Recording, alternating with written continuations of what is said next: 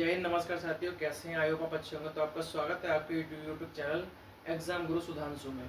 तो आज हम स्टार्ट करने वाले हिंदी। जो हिंदी का जो हमारा पहला टॉपिक रहेगा जो रहेगा वर्णमाला। जो ऑल कॉम्पिटिटिव एग्जाम जिसमें हिंदी आती है सबके लिए बेटर रहेगी, अच्छी रहेगी। तो आप अपनी हिंदी कवर करना चाहते हो तो हमारी प्ले लिस्ट के अनुसार चलेंगे तो आपको बहुत मदद मिलेगी, ठीक है। तो आज हम बढ़ेंगे अपने पहले टॉपिक की ओर। तो पहला टॉपिक क्या पड़ेगा हमारा? वर्णमाला। लेकिन उससे पहले थोड़ी सी जानकारी ले लेते हैं। कौन सी जानकारी? देखिएगा, बात हो रही हिंदी की। किसकी बात हो रही है? हिंदी की। आपसे पूछे हिंदी किस भाषा का शब्द है? हिंदी किस भाषा का शब्द है? तो आप बताएंगे हिंदी जो है फारसी भाषा का शब्द है। कैसी भाषा का शब्द है? फारसी भाषा का शब्द है, ठीक। हिंदी हिंदी जो नाम दिया था किसने दिया था? वो ईरानियों ने दिया था। किसने? ईरानियों ने दिया था, ईरानियों द्वारा, ठीक है। आगे बढ़े। अब आपसे पूछे कोई हिंदी दिवस कब मनाया जाता है? हिंदी दिवस, तो हिंदी दिवस की बात होती है 14 सितंबर को मनाया जाता है। 14 सितंबर को, ठीक है। आपसे पूछेगा कोई विश्व हिंदी दिवस। विश्व हिंदी दिवस कब मनाया जाता है? तो विश्व हिंदी दिवस की बात जो होगी आपकी किस दिन होगी? 21 फरवरी।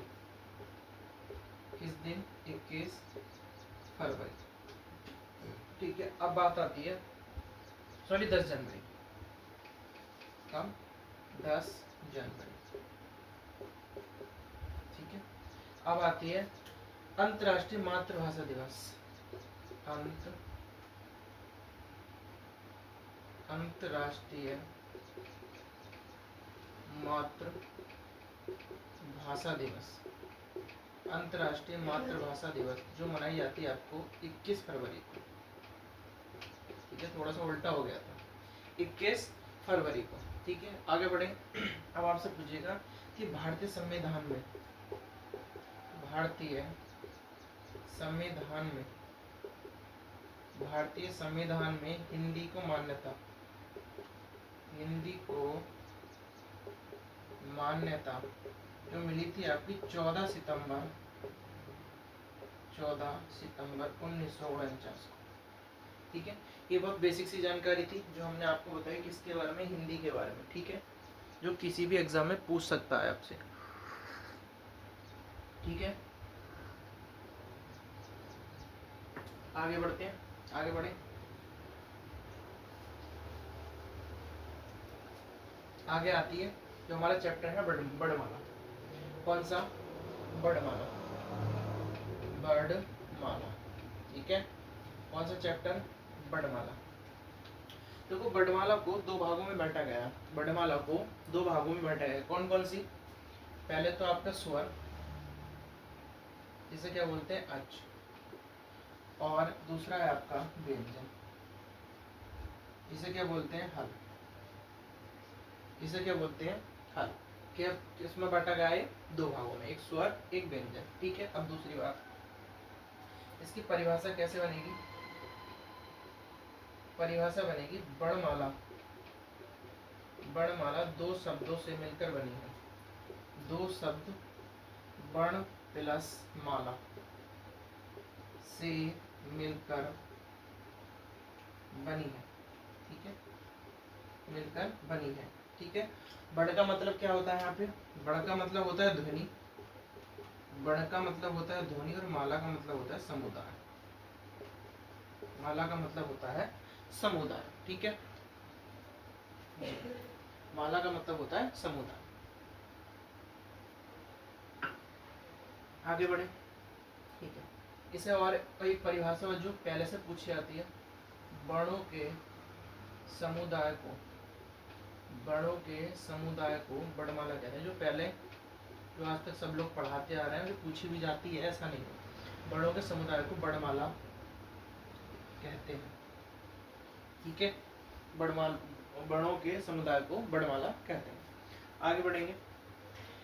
भाषा की सबसे छोटी इकाई, भाषा की सबसे छोटी छोटी मौखिक इकाई, मौखिक इकाई मौखिक इकाई, भाषा की सबसे छोटी जो मौखिक इकाई है वो है स्वर। ठीक है, भाषा की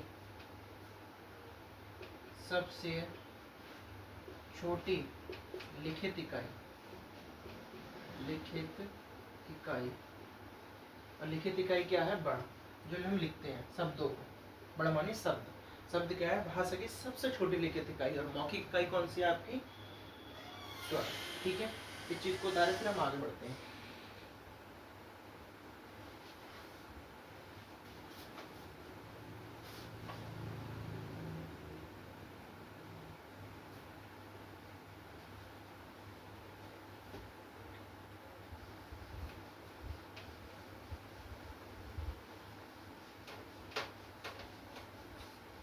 देखिए, वर्तमान लेखन के आधार पर बड़, वर्तमान लेखन के आधार पर बड़, लेखन के आधार पर बड़, पहले 52 थे, अब एक जुड़ गया, कौन सा? विशिष्ट व्यंजन। अब जो नया हाल फिलहाल में जुड़ा है वो कौन सा जुड़ा है? विशिष्ट व्यंजन। आपसे पूछेगा वर्तमान लेखन के आधार पर बड़ कितने होते हैं, तो आपको 53 लगाने हैं। 52 53 दोनों दिए तो 53 लगाएंगे, 53 नहीं है तो 52 लगाएंगे। ठीक है, कौन कौन से हैं देखिएगा। स्वर, स्वर कितने होते हैं? 11। स्पर्श व्यंजन, स्पर्श व्यंजन की बात होती है तो होते हैं 25। ऊष्म व्यंजन, ऊष्म व्यंजन 4। अंतस्थ, अंतस्थ व्यंजन वो होते हैं 4। ठीक है, अंतस्थ व्यंजन। और संयुक्त व्यंजन, संयुक्त व्यंजन होते हैं 4। द्विगुण व्यंजन होते हैं 4, द्विगुण व्यंजन होते हैं 4। ठीक है, और आपके अयोगवा होते हैं, सॉरी द्विगुण व्यंजन 2 होते हैं। अयोगवा, अयोगवा व्यंजन होते हैं 2, और एक क्या हो गया? विशिष्ट व्यंजन। एक क्या हो गया आपका? विशिष्ट व्यंजन। ठीक है, तो कुल मिला के कितने हो गए आपके? 52 प्लस 1, 52 यहाँ तक, और एक कौन सा जुड़ गया? ये वाला जो आपके हो 53। ठीक है, और कितने हो गए? 53। आगे बढ़े जी, बिल्कुल आगे बढ़ते हैं। अब उच्चारण के आधार पर देखते हैं।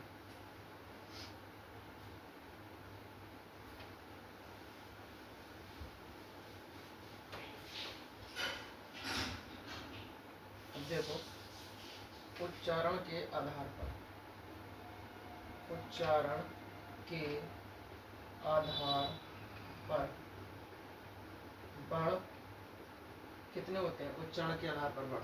ठीक है, वैसे आपसे पूछा जाएगा ना तो उच्चारण के आधार पर कितने होते हैं? तो 45। कितने होते हैं? 45। लेकिन एक कामता प्रसाद गुरु है हमारे, कामता प्रसाद गुरु, कामता प्रसाद गुरु ने वर्णों को 43 माना है। कितना माना है? 43। लेकिन उच्चारण के आधार पर बड़ है कितने? 45। कैसे जानेंगे हम? देखिएगा, 10 आपके स्वर हो गए, 25 आपके स्पर्श व्यंजन, 4 आपके क्या हो गए? अंतस्थ, 4 संयोग, और प्लस 2 द्विगुण व्यंजन। इन्हें कुल मिला के 10, और ये कितने हो जाएंगे? 25 4 29, 29 4 33 और 2 35। ठीक है, 35, और 30 10 40 5 45। कितने उच्चारण बाढ़ हो गए आपके? 45। ठीक है, आगे बढ़े। हाँ, अब बात आती है सबसे पहले स्वर की। इसे क्या बोलते हैं हम? अच। इसे क्या बोलते हैं? अच। इसकी परिभाषा क्या होगी? जिन वर्णों का उच्चारण स्वतंत्र रूप से होता है, जिन वर्णों का उच्चारण स्वतंत्र रूप से होता है, स्वतंत्र रूप से होता है, क्या कहलाते हैं? स्वर कहलाते हैं या एच कहलाते हैं। ठीक है, इनकी संख्या 13 होती है, इनकी संख्या 13 होती है। कितनी होती है इनकी संख्या? 13 होती है। इनकी संख्या 13 होती है। ठीक है, कौन कौन सी होती है देखिएगा। आ, बड़ा आ, छोटी ई, बड़ी ई, ऊ, बड़ा ऊ, ऋषि, ए से एड़ी, आई से ऐनक, ओखली, औरत। ये कितने हो गए? 1 2 3 4 5 6 7 8 9 10 11 और दो कौन से? अंगह आह। ठीक है, कितने हो गए आपके? पूरा 13 हो गए। ठीक, उच्चारण के आधार पर स्वर, उच्चारण के आधार पर स्वर कितने होते हैं? 10 होते हैं। अगर आपसे पूछेगा उच्चारण के आधार पर स्वर पूछेगा तो 10। ठीक है, खाली स्वर पूछेगा तो आपको कितने बताने थे? ठीक है, आगे बढ़ेंगे। अब करेंगे हम स्वरों का वर्गीकरण। ठीक है, अब करेंगे हम स्वरों का वर्गीकरण। स्वरों का वर्गीकरण। ठीक है, किसका करना है? स्वरों का वर्गीकरण कैसे करना है देखिएगा। उत्पत्ति के आधार पर स्वर दो प्रकार के होते हैं। उत्पत्ति के आधार पर स्वर दो होते हैं। ठीक है, उत्पत्ति के आधार पर स्वर कितने होते हैं? 2 होते हैं। कौन कौन से? नंबर 1 मौलिक, मौलिक बोल दो या मूल स्वर बोल दो। ठीक है, मौलिक या मूल स्वर बोल दो। तो इसकी डेफिनेशन क्या बनेगी? जिन वर्णों का उच्चारण एक खंड से होता है। कैसे? जिन स्वरों का उच्चारण एक खंड से होता है, एक खंड से होता है, मौलिक या मूल स्वर कहलाते हैं। कैसे? ठीक है, इनकी संख्या 4 होती है। इनकी संख्या 4 होती है। कैसे भैया? देखो, आ, ई और उ। ठीक है, उ और आपका क्या आ गया? हाँ, नहीं सॉरी, इनकी संख्या 4 होती है। तो आ, ई, उ और इस, ये आपके 4 हो गए। कौन से? इनका एक खंड से निर्माण हो रहा है। खाली एक खंड ये है, एक खंड ये है, एक खंड ये। इसका कोई भी अलग दो तरह का से निर्माण नहीं कर सकते आप। ठीक है, आगे बढ़े।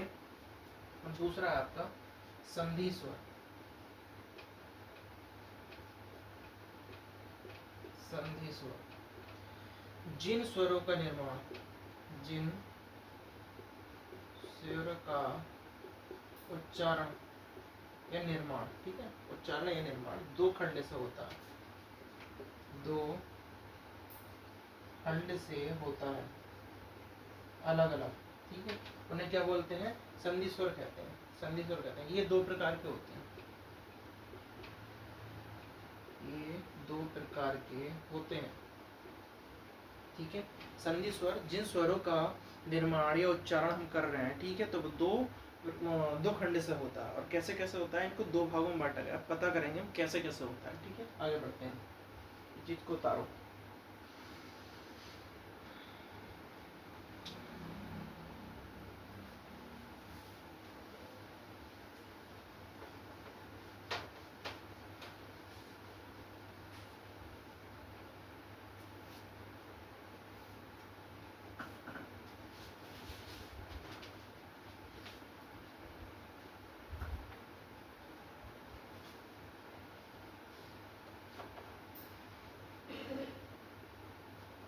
नंबर 1 सजातीय स्वर।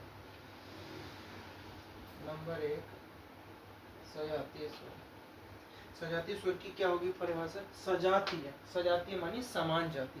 ठीक है, देखो, जिन वर्णों का निर्माण, जिन वर्णों का निर्माण या उच्चारण, निर्माण समान जाति के योग से होता है, समान जाति के योग से होता है, होता है, समान जाति के योग से होता है। ठीक है, कैसे कैसे होता है देखिएगा। आ, ई और उ, इनकी संख्या कितनी हो गई? इनकी संख्या 3 होती है। कैसे? देखिएगा समान जाति, ये और ये दोनों समान है, आ मिले तो क्या बना बड़ा, ठीक है। ऐसे छोटी ई प्लस छोटी ई बना के क्या बना बड़ी ई, ऐसे छोटा ऊ प्लस छोटा ऊ दोनों को मिलाए तो क्या बना बड़ा ऊ। कहने का मतलब समान जाति है, दोनों की समान जाति से एक योग बन गया और वो भी कैसा बना उसी की तरह बन गया, उसका बड़ा भाई बनना, तो वो क्या है सजाती है, ठीक है। अब दूसरा क्या है विजातीय है,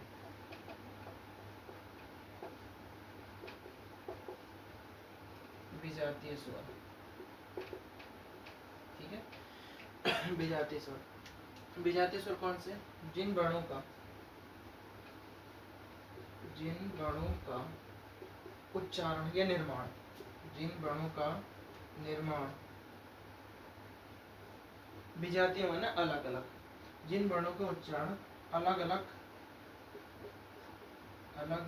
अलग जाति के योग से होता है, जाति के योग से होता है विजातीय स्वर कहलाते हैं, ठीक है। क्या कहलाते हैं विजातीय स्वर, कौन कौन से देखिएगा, ठीक है।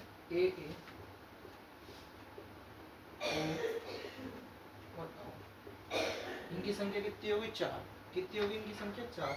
कैसे मिलेंगे देखिएगा, आ प्लस ई मिलके क्या बनेगा ए, और ऐसे ही आ, ठीक है, आ प्लस ए प्लस ए बन के क्या बनेगा सॉरी तो क्या बनेगा ए, ऐसे ही आ प्लस ऊ क्या बनेगा ओ, और ऐसे ही आ प्लस औ तो क्या बनेगा औरत वाला औ, ठीक है।